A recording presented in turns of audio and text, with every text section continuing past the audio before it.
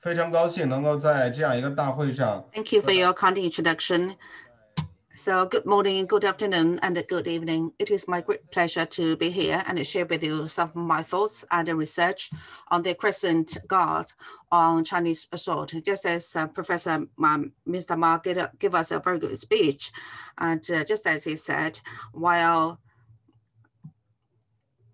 China was growing, and there were great influence from the Western world in terms of the swords, in terms of the arts.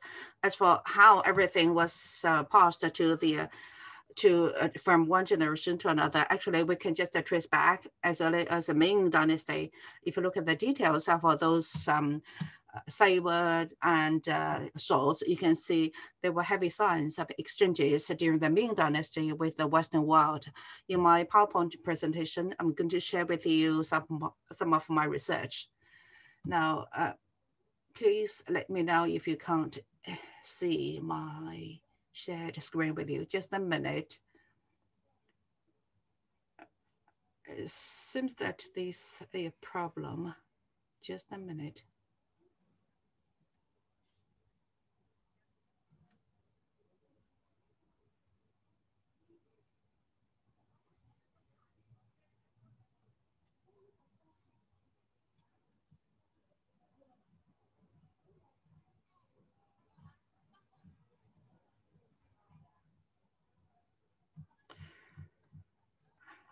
I'm not sure. It seems that there's some issue with my sharing screen. Let me show this picture to you first. Okay, so now you can see my screen, right? My presentation. So this is what I'm going to talk about. Swords, the Chinese swords began to appear in the society in about the year 200. Actually, at that time, there wasn't any guard to the sword. And or even if there was, it was extremely small. So can you see my shared screen now?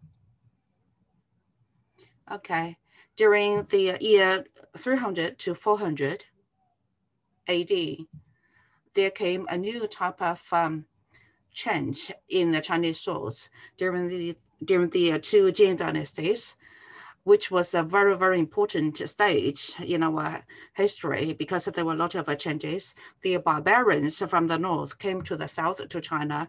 There with them, they also brought their weapons, swords, for example. For example, this sword was unearthed in Jiangsu, and there you can see there's a guard on the sword. In Han Dynasty and even before, there wasn't such guard to any sword. And during the two Jin dynasties, there came such swords with guards. So this represents that the new swords and the new martial arts also came into existence during that period of time. In the years 700 to 900, that is the Sui dynasty and the Tang dynasty. In the Dunhuang mutuals, you can also see such pictures where on the swords there are guards, the crescent guards. For example, if this is the morning picture of princesses from different countries, and you can see in this sword, there's a crescent moon-shaped guard. Till some later, which was unearthed later, in the cave 061, on the sword, you can also see the Y-shaped structure of the guard in the sword. So actually, in my understanding, there are two types of guards. One is crescent-shaped, the other is straight-shaped. So during the middle to the latter part of a Tang dynasty in the northern part of China, the swords usually had such guards. In the Dunhuang mutuals, you can see a lot of such pictures where the swords carrying such shaped guards. In the Tang military force, a lot of swords wear such guards. As for the pommels, a lot of different shapes, but a lot of them were in the shape of a ring. You can see in this picture, this is a ring-pommel shape, but the guards, typically, those are in the shape of a crescent moon. So this is from mid-Tang to late Tang period of time. In Tang dynasty, people carried swords, and you can see there are signs that they were influenced by the Western Asian countries, for example, the Sassanid and Turkic cultures. In the guards, you can see it is an extension of the Jin dynasty style. So from the Western countries, they brought their weapons. They also brought their styles of weapons. In Sui dynasty and the Tang dynasty, weaponry culture, there are a mixture of a Chinese style and the Western style because of the exchanges. So these two swords are from Tang dynasty, unearthed in Sichuan and South China. These two swords clearly show that they both have guards, and it is a slate type of guards. In Tang dynasty, along with the ending of the war, as well as the fall of a Tang dynasty, they came with the big chaos in China, the 5-generation periods from the 10th century to the 11th century in China's history. Within 60 years, there were 5 generations that existed in the mid-China.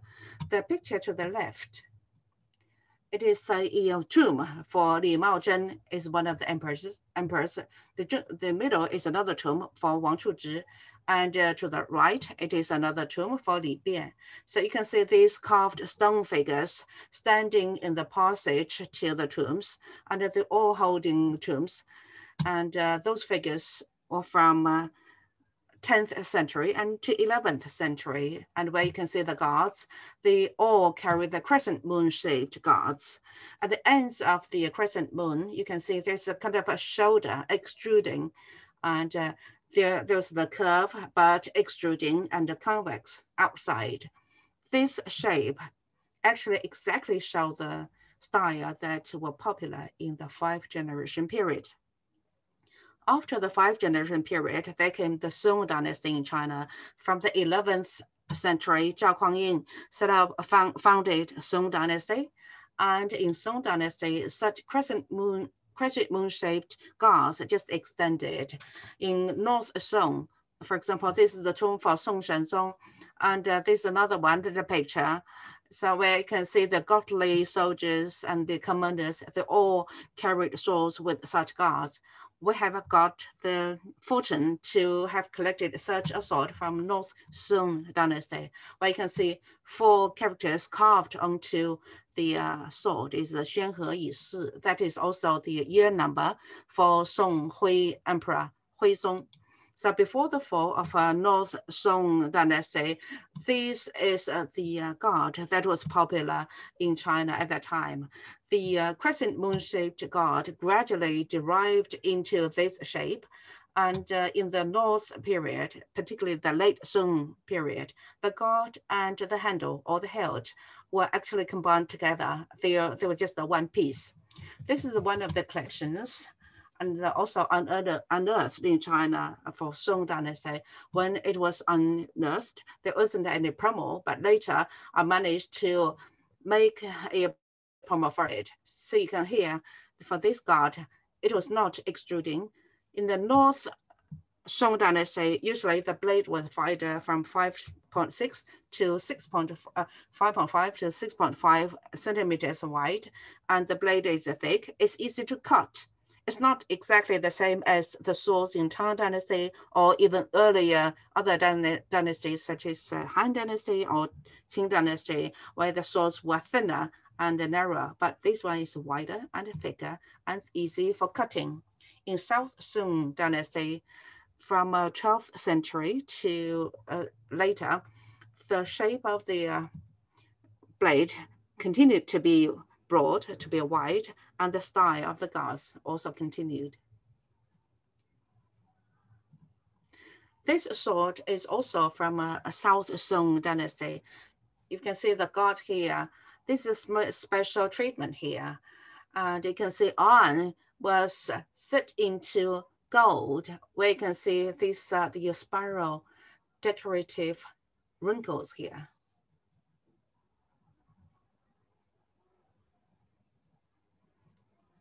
And in these patterns, this pattern really looks beautiful. And there were a lot of wars, and particularly between Song Dynasty and Xixia. In our archaeological work, we found that the gods were different from those in Song Dynasty. We unearthed carved stone figures as well as the colored patterns in painting. And we also noticed that in Xixia, they also used this, generally speaking, still crescent moon-shaped gods. If you look at here, this attendance behind this general, he was holding a sword where the god was also in the crescent moon-shaped. From the 11th century on till the time before Yuan dynasty, there wasn't a big change in terms of the overall shape of the gods. To the Yuan dynasty, the gods began to change quite a lot. If you like to see the two ends, left and the right, it went up a little bit, and maybe because of the advancement of technology, so that's why the shape of the gods was no longer limited to that of the Song dynasty. In this picture, this is jade carved god, which is from the Timur Empire.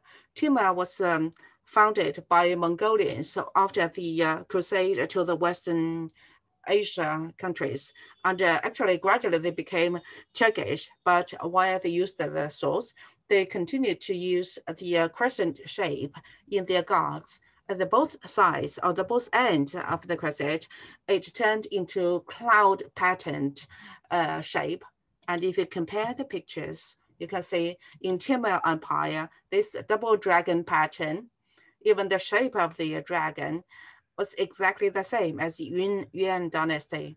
So you can see during that period of time, there has been a change to the gods. At the ends of the pattern, they came with dragon patterns and even dragon shape. So to the Qing dynasty, this pattern, this style was accepted by people in Qing dynasty. The sword in the left picture, this is a sword granted by the emperor by the Ming court to Northern as a dragon and tiger emperor. It is kept in the Shenyang Museum now. And the god looks very similar to that in the Timur Empire, still crescent moon shaped, but at the both ends, you can see there's a change. It's the dragon pattern there, and it is popular and very typical Ming sword god. And there's another change to it. At both ends of the god, left and right, in terms of the patterns, in terms of the shape. But in Ming dynasty, there wasn't such patterns, but later, gradually, they began to add the godly animals to it, such as a dragon. And for example, as we know, that also the region of the Longquan Jian in its god. So under such a change, they came with another one. The crescent moon was turned upside down. That is, it tilted upward instead of downward. So I looked into all the gods in different dynasties, from Song dynasty to Qing dynasty, different shapes, different styles. Within 1,000 years, there have been a lot of changes in different dynasties, in different period of time, depending on their shape, the purpose, as well as the martial arts or their techniques. So I believe that this style of god, from the 3rd century, it was brought from the West to China. And in Tang dynasty, this style was popular.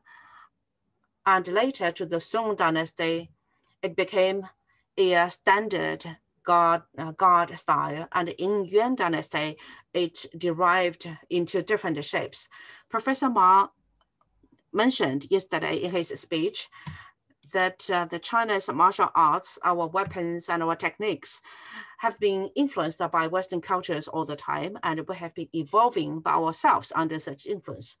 I have been studying on the changes on weapons. So that's why when I look at these changes, I can show you a lot of the pictures to illustrate my observation from the 3rd century to the 18th century, how these changes came.